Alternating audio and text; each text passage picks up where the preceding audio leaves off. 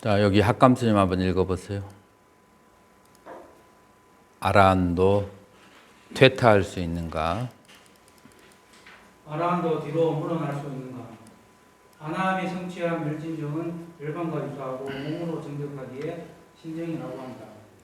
한 개의 수옥 중 초선의 일품에서 유정천의 8품까지의 수옥을 끊으면 아라한향, 후품의 수옥을 끊으면 아라한가라가 된다. 신정을 얻은 아나함이 아라한가를 얻으면 양면 해탈이라 하나 멸진정을 얻지 못한 아라한은 해해탈이라고 한다. 또한 수옥을 모두 끊었으므로 무진지라 하며 모든 잠재된 변명가 끊어져 더 이상 다른 과일을 얻지 않아도 되므로 무학이라 한다. 무학은 이심이 사라졌기 때문에 모든 중생과 유학으로부터 공양받을 만함으로 은공이라고도 한다. 무학의 해탈에는 자, 여기까지. 이제 아나함이 사마타 수행을 이제 해서 멸진정까지를 얻게 될 수가 있고요. 아나함이 사마타 수행을 하지 않고 바로 위파사나 수행을 해서 거기에서 해탈을 할 수도 있고, 그래서 아나함이 두 가지의 길로 벌어지죠. 위파사나를 할 것인가, 사마타를 할 것인가.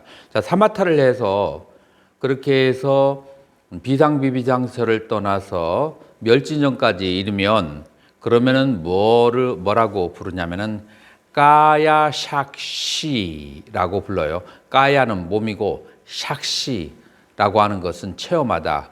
그래서 몸으로 체험한 거야. 멸진정을 몸으로 체험한 거예요. 그를 신증이라고 한문으로는 그렇게 번역이 되어 있죠. 자, 그런데 만약에 이 아나함이 이제 그 색계나 무색계의 그 수혹이 1품부터 9품까지가 이제 있게 되죠. 그런데 이제 1품에서 유정천까지 하면은 색계 사선, 무색계 사선 이 8개의 수옥을 끊으면은 아라한 향이라고 그래요. 아라한 향이라고 하고, 그 다음에 멸진정인 구품에 대한 수옥을, 다시 말해서 멸진정에 대한 집착, 그것을 끊어버리면은 아라한 과라고 하는 거예요. 그래서 아라한 향과 아라한 과가 어디서 갈라지냐면은 비상비비상처하고 멸진정에서 갈라진다라고 하는 것이 우리가 알 수가 있죠.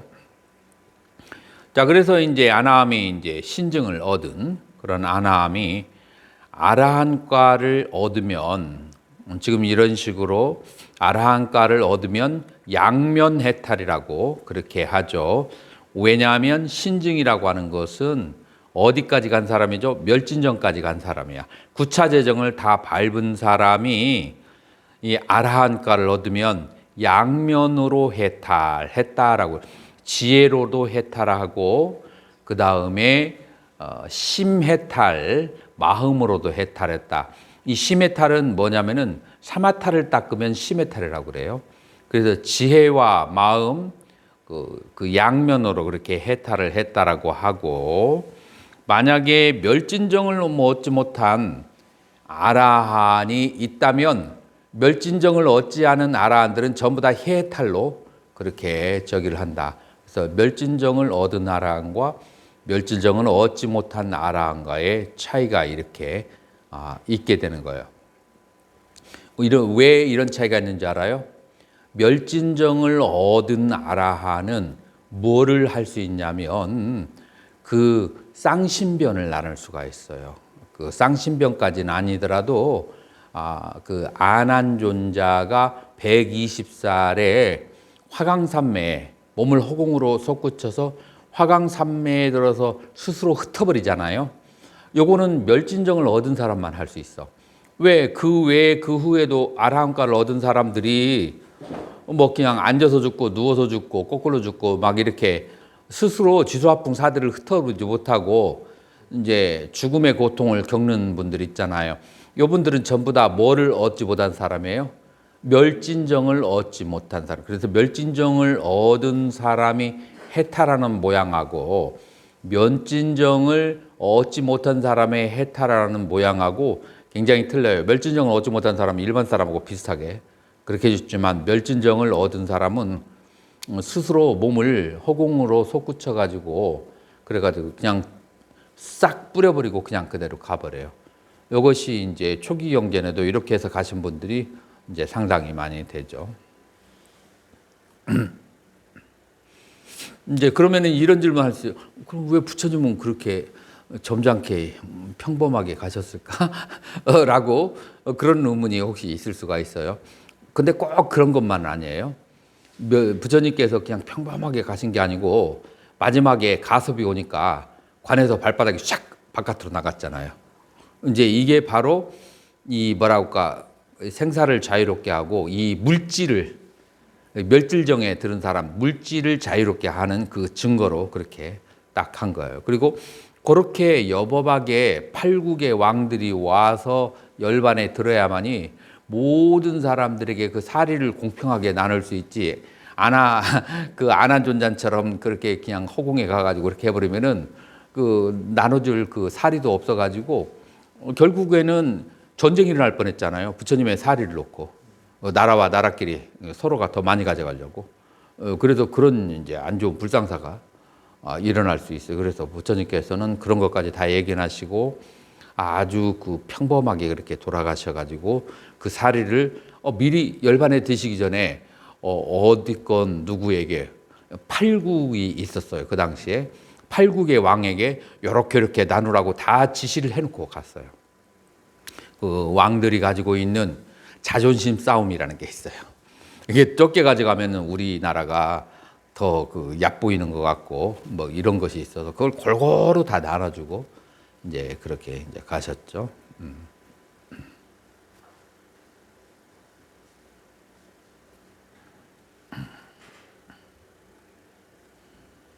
그래서 이제 이 상태가 바로 수옥이 지난 다음에 상태를 뭐라고 하는가? 무학이라고 하는 거죠. 자, 그래서 앞에 있는 이제 견도, 수도, 무학도라고 그렇게 얘기하는 거예요. 견도와 수도, 무학도. 이제 그래서 무학도라고 하는 것은 바로 지금 현재 요거 이제 다른 과일을 더 이상 얻지 않아도 되는 상태에 있는 사람을 무학도라고 그렇게 하는데 요 무학도라고도 하고 원래는 무학도라고 하는데 무학도 하니까 어떤 오해가 생기냐면은 무학에서 뭘 닦아야 되나 보네 이런 생각을 할 수 있잖아요. 그래서 나는 무학위라고 번역을 해요. 종래 과거에는 무학도라고 번역해요. 근데 나는 여기에서 오해가 일어날 여지가 있다 싶어서 무학이라고. 이제 이 무학에는 시해탈과 불시해탈이라고 하는 그런 두 가지 해탈이 있어요. 이제 시해탈은 이거 안 읽었죠? 계속 읽어보세요. 무학의 해탈에는 두 가지가 있는데 시해탈과 불시해탈이다. 시해탈은 때를 기다려야 일반에 들 수 있는 것을 말한다. 불시해탈은 때를 기다리지 않고 원하는 대로 만일반에 들 수 있는데 그 이유는 선정이 자유롭기 때문이다. 이 같은 과의 차이는 둥그는 믿음으로 이거는 법에 대한 이해로 수행을 시작하기 때문이다. 이들은 모든 중 각각 신근과 희근이 개발되고 이들이 견도에 들면 수신행, 수법행으로 수도위에 들면 신해와 견지로 불리고 무학위에 들면 시해탈과 불시해탈이 되는 것이다. 이처럼 시해탈과 불시해탈은 첫 수행을 믿음으로 또는 법에 대한 이해로 시작한 것의 결과이다. 여기까지. 자, 여기에서 이제 결국은 우리 여러분들이 기억하고 있을 거예요. 2차 결집할 때 대사의 10천이라고 나오죠. 그래서 대천의 14, 대천의 오사라고 하죠. 대천의 오사. 마하데바의 5가지인데 그 5가지가 뭐냐면은 아라한에 대한 챌린지예요. 아라한은 불만족스럽다, 불완전하다라고 얘기하는데, 자, 이제 이 문제는 그 대천의 오사는 이 이전에 일어났어요. 이 설일체유부의 글이 쓰여지기 전에. 이 글이 쓰여진 것은 구사로는 4세기 작품이지만 구사로는 무엇을 원본으로 하고 쓰여진 거냐면은 기원후 1세기에 4차 결집이 있었었죠. 카니까 왕 때. 카니까 왕 때 4차 결집을 했는데 그때 결집 주도한 자가 누구죠? 협존자예요. 그 삼위율에 나오는 그 협존자. 그 협존자가 결집을 주도를 해서 몇 명의 아라한이 모였어요? 700명의 아라한이 모여서 그 결집을 해서 나온 작품이 뭐라고 그래요? 마하비바사 사시트라 대비바사론이라고 해요. 들어보셨죠? 자, 그 대비바사론에 다 나와 있는 내용이에요. 이 다 나와 있는 내용인데 대비바사론이 요즘에 이렇게 두꺼운 책 8권, 10권이에요. 그러니까 그거를 그 당시에 이거 너무 그 볼륨이 커서 읽을 수가 없잖아요. 그것을 아주 간략하게 줄이고 다른 학파의 11학파의 중요한 것에 대한 견해를 실어 놓은 것, 그것이 바로 구사론이다 라고 그렇게 하는 거예요. 자, 그래서 이제 그런 문제를 이 대비바사론의 저자들은 이제 고민을 주체적으로 한 거예요. 왜 남들에게 이런 소리를 듣는가? 우리가 그 이상형으로 생각하는 아라한이. 그것은 이런 이유 때문에 그렇다. 아라한에 2가지가 있는데 시에탈 아라한과 불시에탈 아라한이 있기 때문이다 라고 그렇게 하는 거예요. 이제 불시에탈이라고 하는 것은 불시에 자기가 원하는 대로 아무 때나 열반에 들을 수 있는 것을 말하고, 시에탈은 마치 그 농사꾼이 그걸 뭐라고 하지? 품삯을 기다리는 것처럼 그 어느 때까지는 꼼짝 못하고 있어야 돼요. 해탈을 할 수 없고. 그게 시해탈이에요. 그래서 불시해탈은 아무 때나 해탈할 수 있는 사람을 아라한을 불시해탈이라고 하고, 그냥 품삯을 기다리는 일꾼처럼 그 수명을 다 채워야 해탈할 수 있는 것을 시해탈이라고 하는데, 이 2가지 해탈이 일어나게 되는 이유가 무엇이냐 하면은 바로 수행을 처음에 시작할 때 수행하는 근기가 각각 달라서 그래요. 여러분들, 우리 근기가 몇 가지가 있다겠죠? 5근이 있다고 했어요. 5근이 어떻게 되죠? 믿음, 정진, 알아차림, 삼매, 지혜, 이렇게 5가지의 근기가 있는 거예요. 이렇게 5가지의 근기가 있는데 이 5개 중에서 지혜가 브란냐, 지혜가 가장 이제 수승한 근기고, 제일 첫 번째가 슈라타, 믿음으로 그렇게 들어가는 그런 근기가 있어요.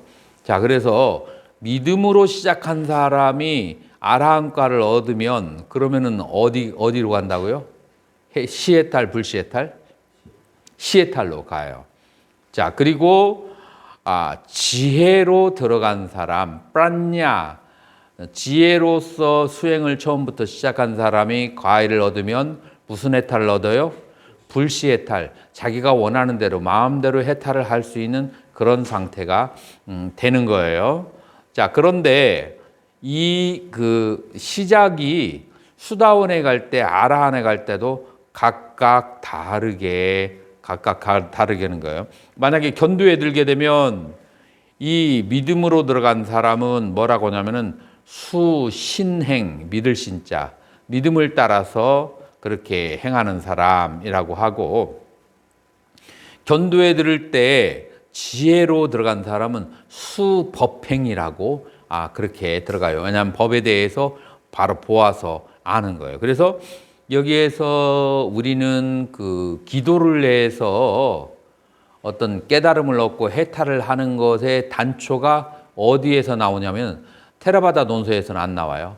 이 구사론의 이 설일체에 의해서 단초를 보이는 거예요. 왜냐하면은 지극한 믿음으로 기도를 해도 견도에 들어갈 수 있다라고 하는 논리적 근거를 여기에서 지금 제시해 주는 거예요. 다른 데는 그게 없어요. 그래서 수신행이 바로 믿음을 통해서도 견도에 들어갈 수 있다라고 하는 내가 알기로는 논서 중에서 이걸 적극적으로 다룬 것은 구사론하고 이 그 대비바서론밖에 없어요. 자, 그렇게 이제 하고, 만약에 수도위에 들었다라고 했을 때는 믿음으로 그 들어간 사람은 신해라고 하고, 그 다음에 이 법에 대한 이해로 들어간 사람은 견지라고 그래요. 그래서 견도에 들어갔을 때 이름이 다르고, 수도에 들어갔을 때 이름이 다르고, 무학에 들으면 이름이 어떻게 달라요? 시해탈과 불시해탈로 나눠진다. 그래서 시해탈은 뭐라고 했어요? 시해탈은 때를 기다려야 돼. 자기가 해탈을 하려면 아직까지 묶여 있어. 지수화풍을 마음대로 다룰 수가 없어. 불시해탈은 지수화풍을 마음대로 다뤄서 바로 자기가 원하는 때 해탈에 들어갈 수 있는 이제 이런 이제 두 가지 차이에서 온다. 이해가 됐나요? 계속 읽어보세요. 시해탈은 잠시 해탈이라고 하는데 뒤로 물러날 가능성이 있기 때문이다. 불시해탈은 궁극의 가상 해탈을 성취하고 뒤로 물러날 가능성이 전혀 없으므로 부동심 해탈이라고 한다. 불시해탈은 무진지와 무생지의 두 가지 지혜를 얻었지만 시해탈은 무진지의 지혜만 생겨나고 무생지는 아직 생겨나지 않은 상태이다. 자, 그래서 2차 결집에서 말하는 그 아라한에게도 문제가 좀 남아있다라고 하는 것에 논리적 근거를 지금 여기에서 얘기해 주는 거예요. 시의 탈은 잠시의 탈이고 뒤로 물러날 가능성이 있다는 거예요. 그리고 불시의 탈은 뒤로 물러날 가능성이 없다. 그렇기 때문에 부동의 해탈이라고 한다. 여기서. 자, 그러면은 시의 탈 혹은 잠시의 탈이 뒤로 물러날 수 있다고 하는데 뒤로 물러나는 것이 어떻게 되느냐 하면은 불시해탈은 해탈은 구사론에서 보면 두 가지로 정해요. 해탈, 크샤야냐나, 아누빠다냐나 이 두 개를 갖추고 있는 것이 해탈이다라고 구사론에서 얘기해서요. 크샤야냐냐 이게 뭘까요? 번뇌를 크샤야 다 그냥 무너뜨려 버린 거예요. Destruction of the defilement. 크샤야 그러니까 다 무너뜨려 버린 거예요. 그래서 이 번뇌가 다 소멸됐다라고 하는 그런 지혜가 하나가 있어요. 아라한이 되려면. 근데 그것만이 아니고 두 번째 알아야 돼요. 아누빠다냐나. 나는 더 이상 이 생에 태어나지 않는다. 나의 생은 이미 끝났다. 라고 하는 알을 무생지라고 하는 거예요. 그래서 아라한의 조건이 두 가지가 있는데 누진지와 무생지가 있는데 이 시의 탈은 누진지는 얻었는데 아직 아누빠다냐나 무생지를 얻지 못했다라고 그렇게 하는 거예요. 그렇기 때문에 아직 지혜가 완성되지 않았다라고 그렇게 말할 수가 있죠. 두념 스님 한번 읽어보실래요?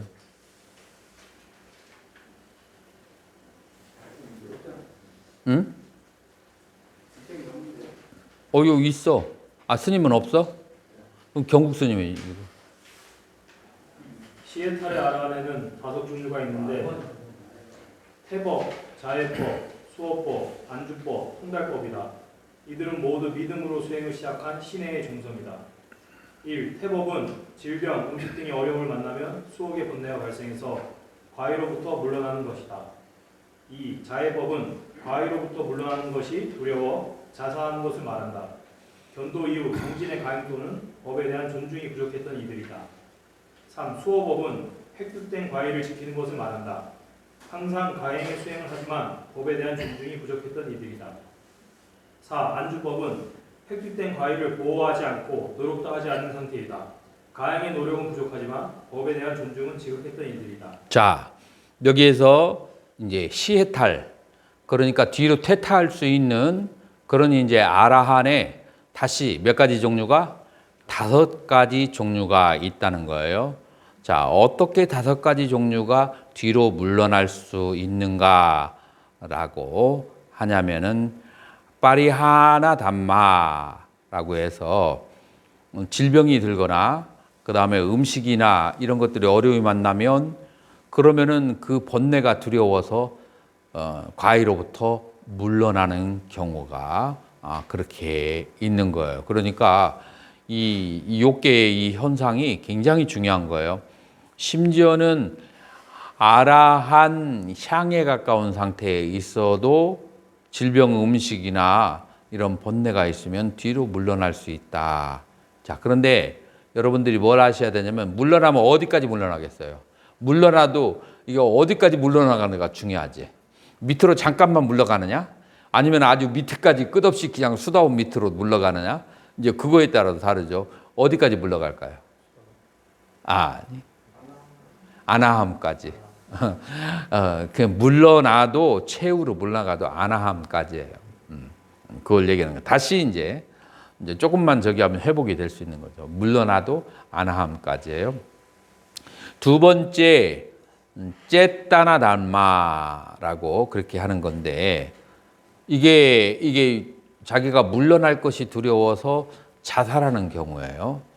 우리가 상유따니까에 보면 부처님을 초청을 해요. 아라한이.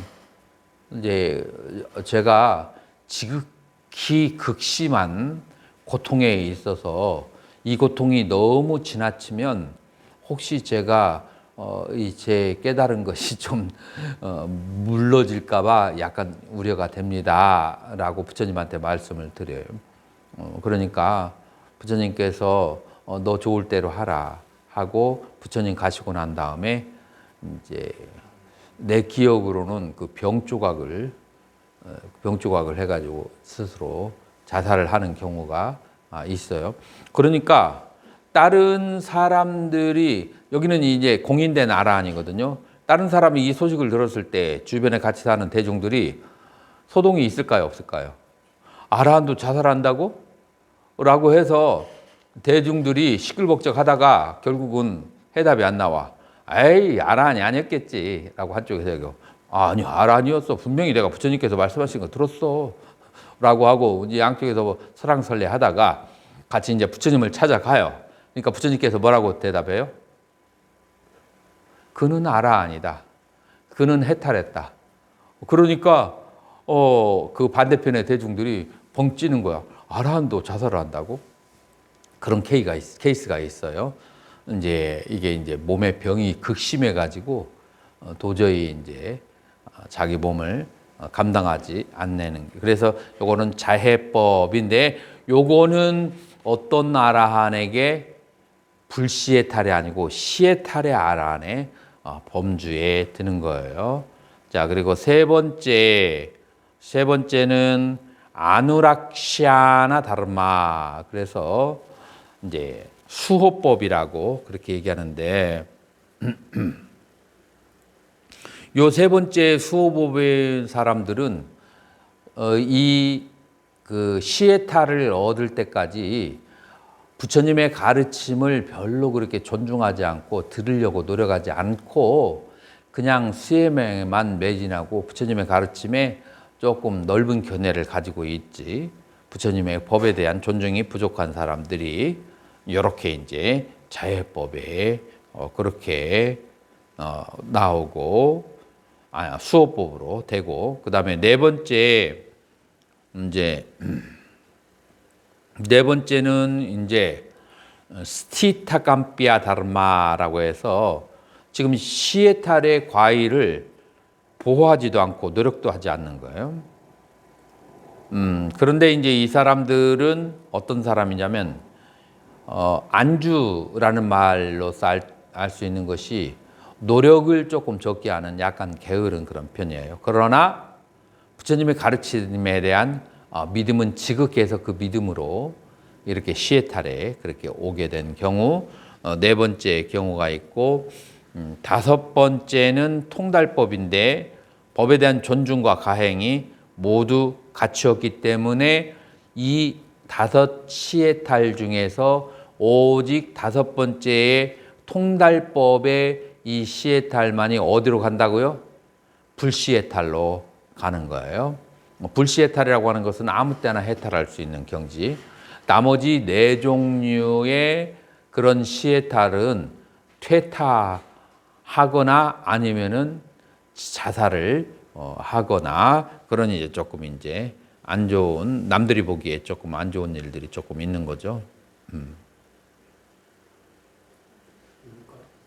예? 예. 5. 통달법은 법에 대한 존중과 가행을 모두 갖추었으므로 마침내 부동법에 도달하게 되는 이들이다.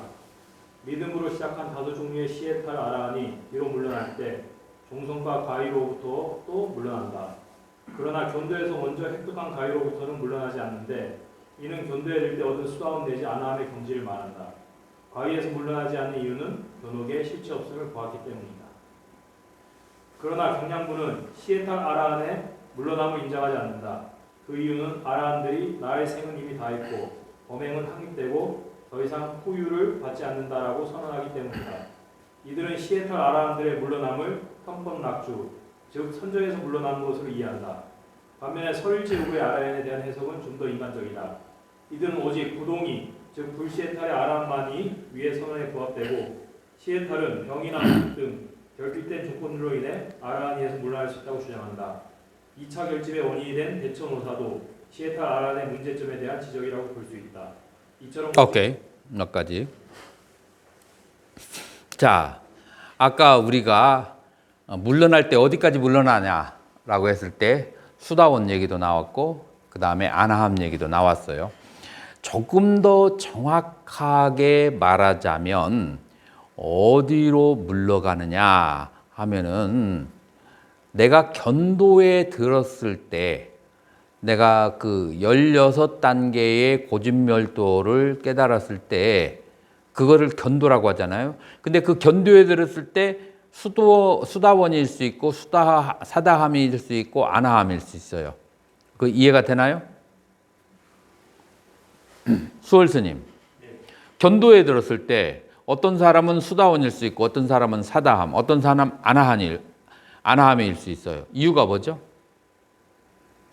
미리 그 전에 아픔이 더 했던 사람들은 깨달으면서 그게 아니에요. 그러니까 이제 어떤 경우에 이제 수다원에서 아나함까지 가게 되냐면 내가 16단계의 고진멸도를 관할 때 어디에서? 세제유리에서. 그때 내가 선정을 어디만큼을 얻었는가? 색계 사선을 얻었는가? 무색계 사선을 얻었는가? 아니면은 그냥 선정이 없는 상태인가에 따라서 지금 10개의 번뇌, 견옥과 수옥을 다 관을 하는데 기본적으로 견옥은 다 사라지지만 수옥이라고 하는 것이 그것이 천상에 대한 그 수옥이 선정을 많이 닦은 사람은 직접 보아서 천상에 대한 수옥이 사라지지만 선정을 닦지 않은 사람은 천상에 대한 수옥이 사라지지 않기 때문에 그 사람들은 이제 수다원이나 사다함, 아나함에 그렇게 이제 각각 나눠질 수 있는 거죠. 자, 예를 들어서 자, 견옥과 수옥이라고 하는 것이 있단 말이에요. 유신견이 깨질 때는 견옥은 다 사라지게 돼요. 자, 그러면은 요계에 있는 견옥, 요계에 있는 견옥이 수옥이 뭐에 대한 수옥이죠? 요계에 대한 수옥. 경국스님, 어느 게 요계에 대한 수옥이에요? 자, 탐진적인데 구체적으로 지금 악연은 사라졌어. 그럼 뭐가 지금 이제 수옥이 된다겠죠? 법집이 수옥이 돼요. 근데 그 법이 어디에 대한 법이에요? 욕계에 대한 법이에요. 욕계에 대한 탐진만 무명이라고 하는 그 법이 그렇게 사라지는 경우와 아니면은 욕계에 대한 탐진만 무명이 사라지지 않는 경우 두 가지가 있게 되는데, 만약에 욕계에 대한 탐진만 무명이 아직과 함께 동시에 사라지게 되면, 그러면은 뭐 할 때? 고진멸도를 관할 때 그 욕계까지 같이 사라지게 되면은 그럼 뭐가 돼요? 그러면은 아나함이 돼요. 근데 만약에 수옥은 전혀 되지 않고 견옥만 사라지게 되면 그럼 뭐가 돼요? 수다원이 돼요. 욕계에 대한 탐진만 견이 중풍까지가 닦여지게 되면 수옥이, 그럼 뭐가 돼요?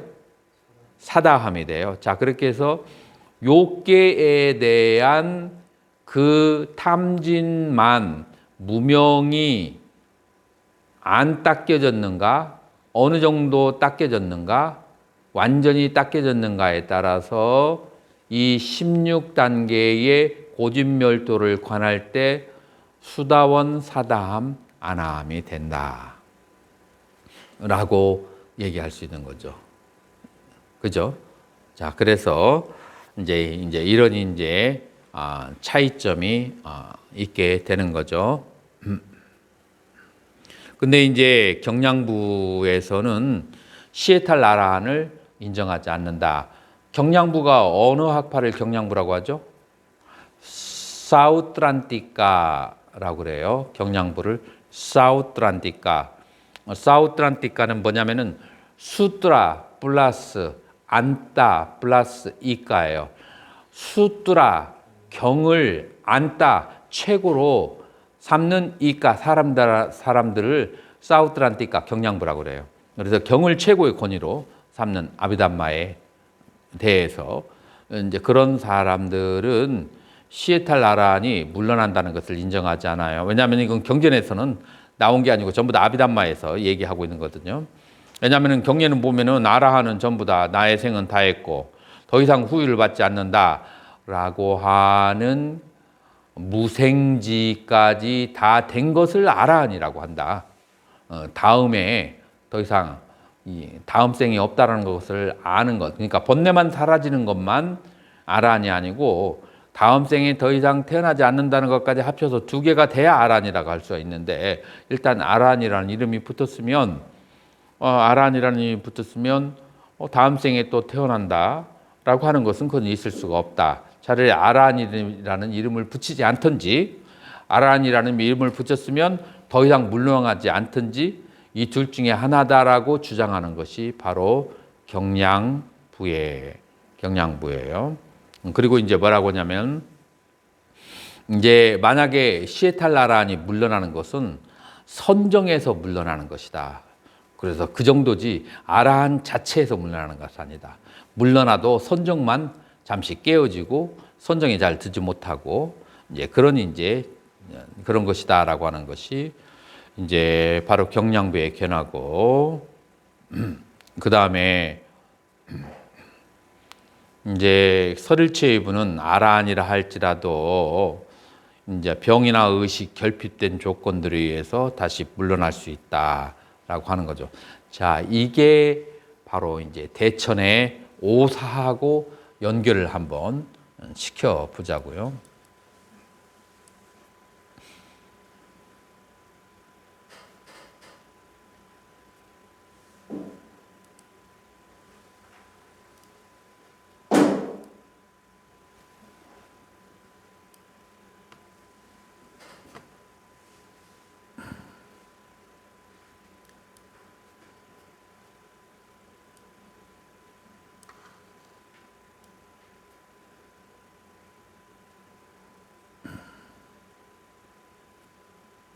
자, 수월수자 한번 읽어보세요.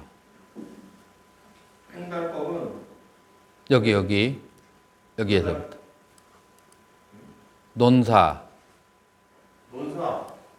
주석한 육다고사에 따르면 대천의 오사를 인정한 파는 동산파와 서산파와 같은 부파라고 한다.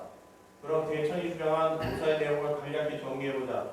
아라한들 중에는 천마에게 유혹당하여 부정을 흘리는 자가 있다. 아라한들 중에는 자신이 해탈하고 있어도 이를 모르는 자가 있다. 아라한들 중에는 자신이 해탈하고 있어도 여전히 의문이나 의혹이 있는 자가 있다. 아라한들 중에는 다른 사람에게 의존해서만 깨닫는 자가 있다. 아라한들 중에는 도 및 도지는 보이다 라는 말에 의해 도달할 수 있다는 견해를 가진 자가 있다. 이상이 대천이 아라한들에게도 일어날 수 있다고 주장한 5가지 세부 내용이다.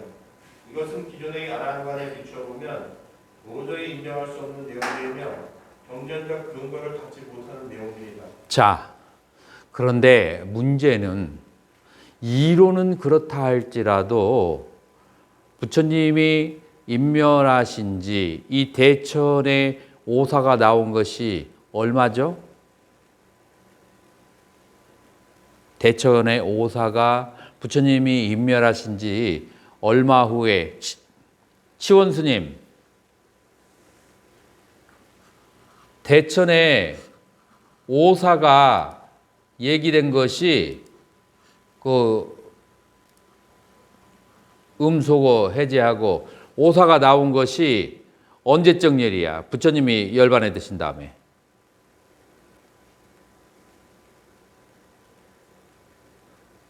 내가 알기로는 100년에서 150년 사이로 그렇게 알고 있거든요. 그러면은 부처님이 열반에 드신 지 얼마 되지 않은 이제 그런 상황이에요. 자, 그런데 벌써 아라한들에게 이런 문제가 발생하기 시작하고 역사적으로 이런 근거들이 나와요. 자, 그러면 우리가 둘 중에 하나예요. 하나는 진짜 아라한이 아닌데 아라한이라고 착각을 하든지, 착각을 뭐 우리 도인이 아닌데 도인이라고 착각하는 경우처럼. 그 다음에 두 번째로는 정말 아라한인데 설치부의 견해처럼 시에탈 아라한이든지, 이 두 가지 말고 또 다른 그런 가능성이 있을까요? 어떻게 생각해요? 수월 스님은 어떻게 생각해요? 가능성이 몇 가지가 있을까?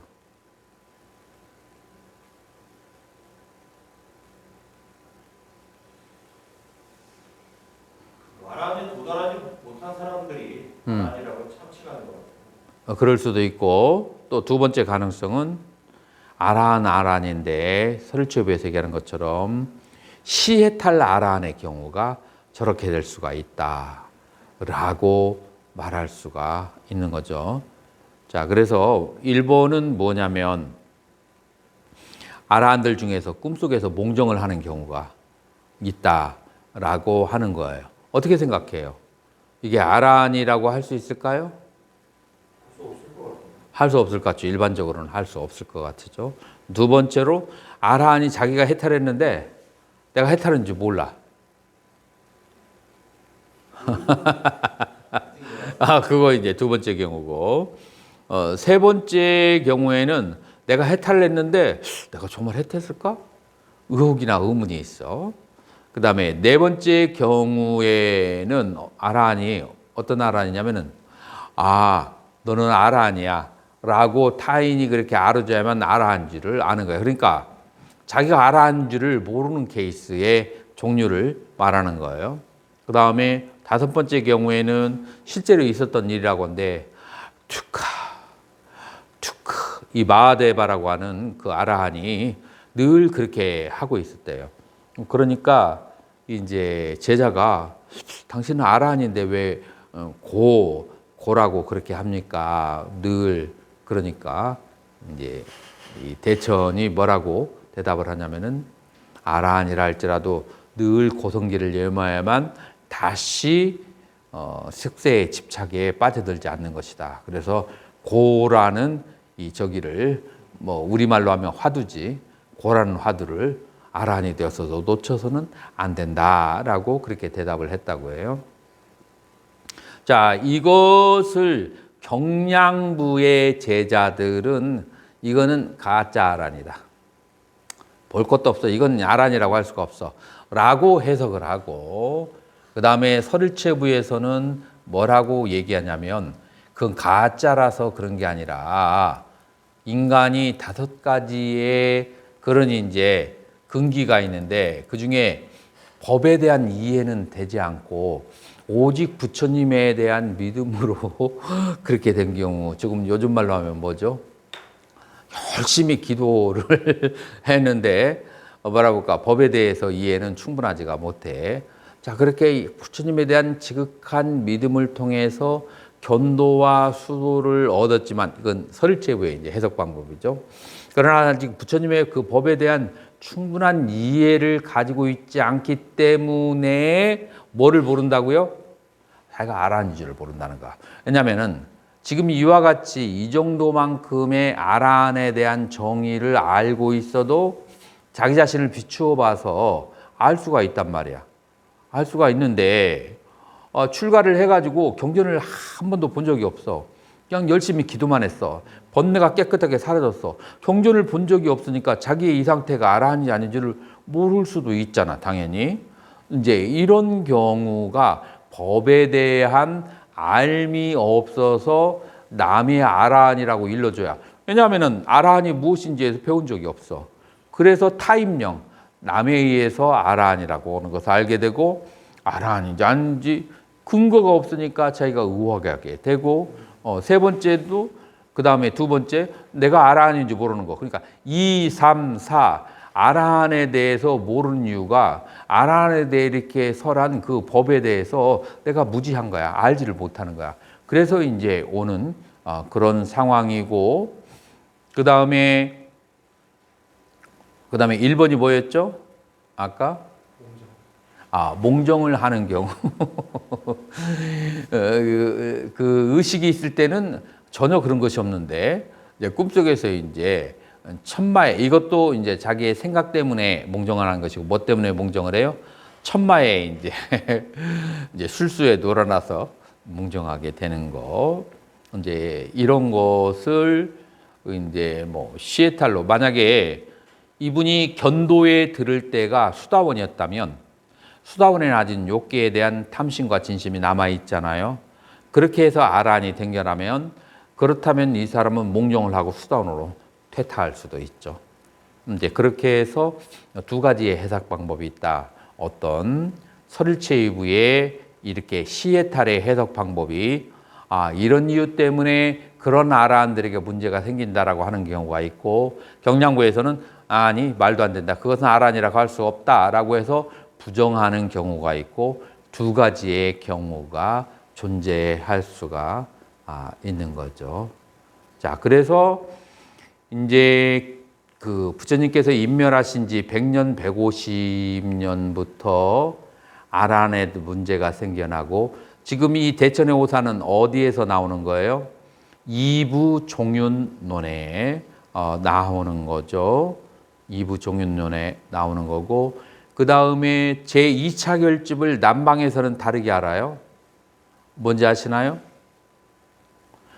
10가지 계율에 관한 문제 10가지. 그래서 이거는 야사라고 하는 그런 비구가 아반띠 저기에서 조금 척박하고 궁핍한 곳에서 어디로 이제 유행을 왔느냐면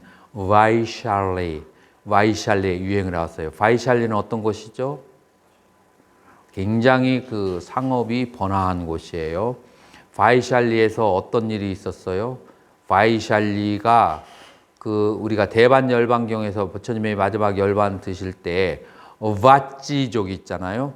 그 vat지족 가운데서 부처님께 찬탄을 하셨던 용맹스러운 그런 그 군사들이 있는 곳, 천상의 군사들하고 아주 천상의 군사들이 저렇게 생겼다라고 칭찬을 한 그런 vat지족의 그런 용맹한 사람들도 거기에 있었던 것이고 그런 이제 바이샬리라고 상업이 발달해서 물물이 그런 풍부한 그런 곳이죠. 요거는 이제 불묘로 100년이에요.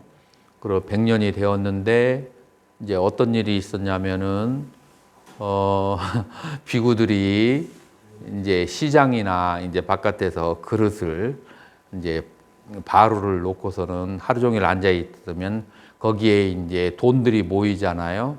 그래서 일종의 하나의 이제 구걸에 비슷한 거죠. 그러나 뭐 구걸은 아니죠. 달라고 말하는 않고 가만히 앉아 있었으니까. 그걸 가지고 와서 어떻게 했어요? 분바이를 했어요. 근데 야사라고 하는 이 비구는 누구의 제자예요? 아난다의 손자 제자예요. 아난다의 손자 제자인데 이 나누어진 금을 받고서 대노를 했어요. 요즘 같으면은 안 준다고.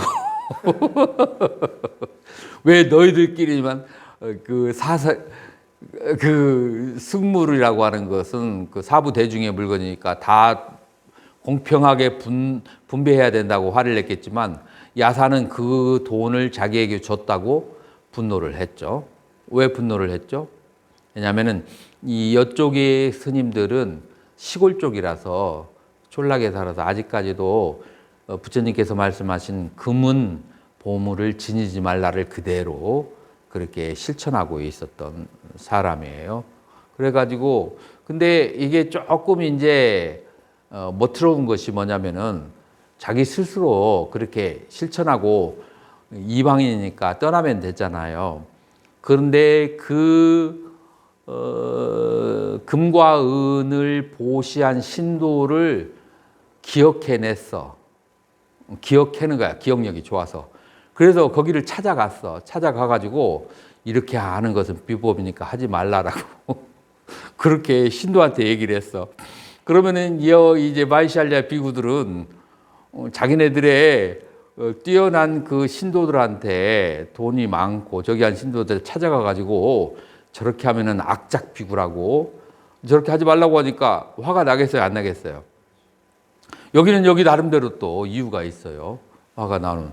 아니, 지가 싫으면은 뭐도 저기라고 그냥 지가 떠나면 되지. 왜 우리 신도들한테 가가지고 꼬질러가지고 우리를 악작 비구를 만들어? 가가지고 대중공사를 벌려버렸어. 대중공사할 때는 뭐가 중요해요? 머릿수가 중요하지.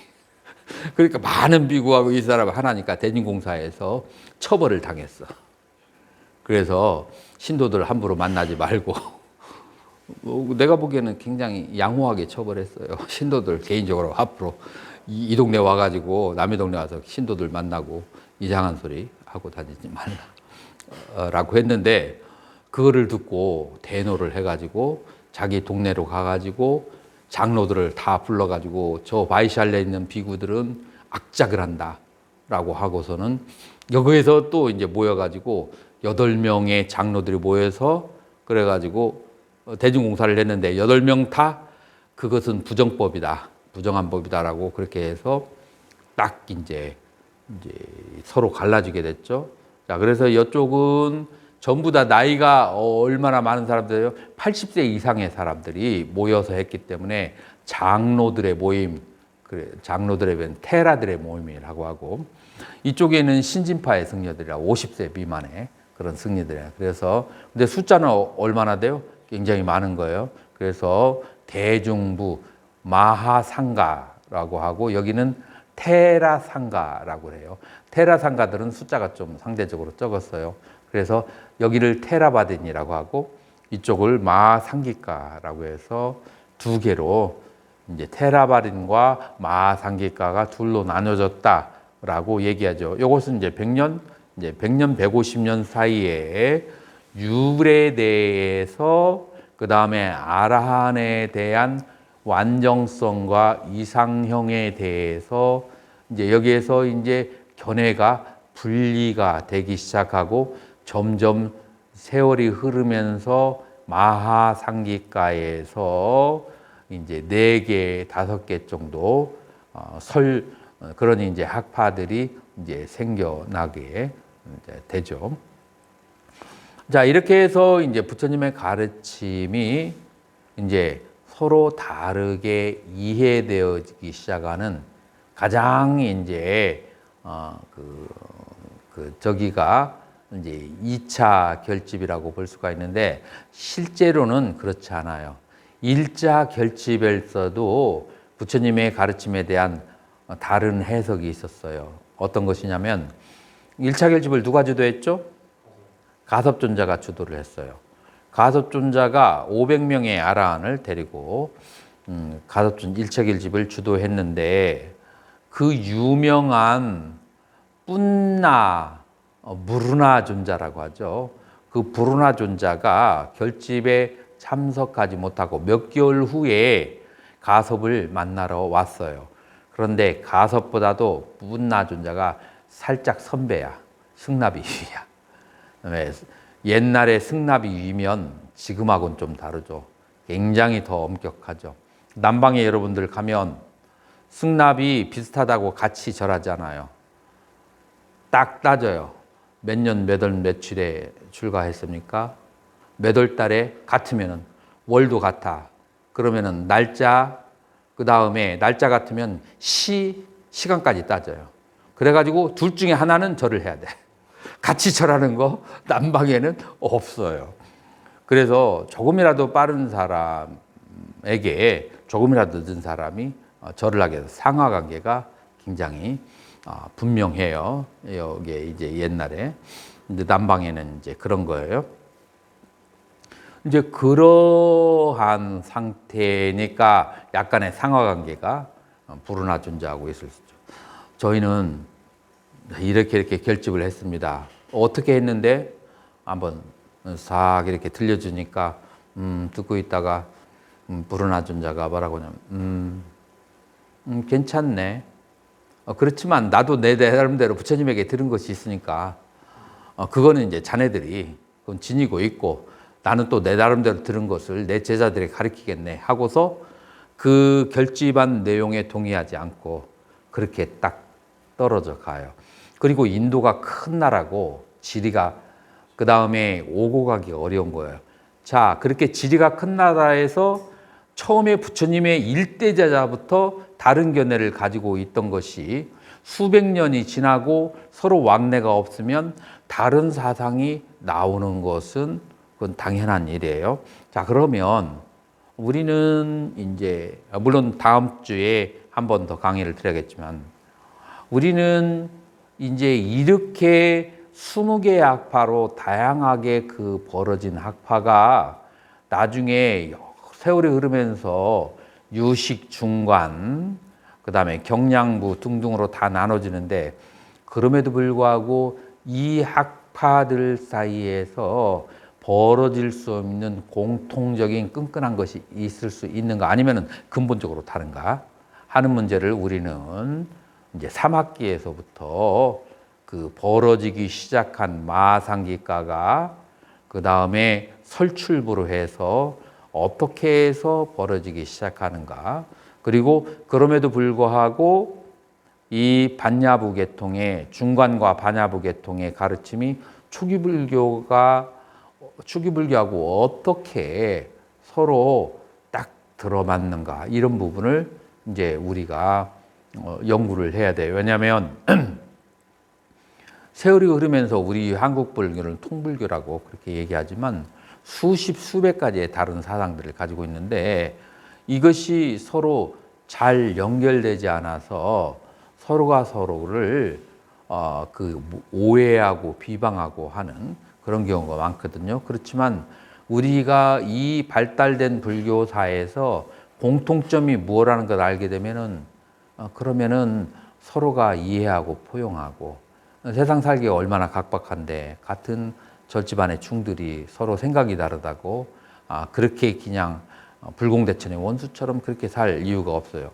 그렇게 바른 이해를 가지고 있다면 이제 그래서 우리는 이제 아라한이 어떻게 다르게 이해되어질 수 있는지 그리고 그것들이 나중에는 이제 어떻게 보살의 사상으로 연결이 되는지 그리고 그것은 바로 시대의 욕구와 어떤 식으로 연결되는지 인도의 그 경제적인 상황과 그 다음에 인도의 정치적인 상황과 그 다음에 인도의 철학적인 상황이 어떤 식으로 변해가고 있는지 기원전 1세기에서 기원 후 1세기에 일어나는 그런 이제 수많은 여러 가지의 사건들을 통해서 이제 불교의 흐름을 이제 공부를 해야 되는 거죠. 그래서 다음 주 월요일 날 우리는 이제 지금까지 공부했던 초기 불교의 수행과 그 다음에 설일치의부의 수행이 어떤 식으로 귀결되는지 전체를 한번 그렇게 훑어보는 시간을 갖도록 하겠습니다. 이것으로 마치도록 하겠습니다.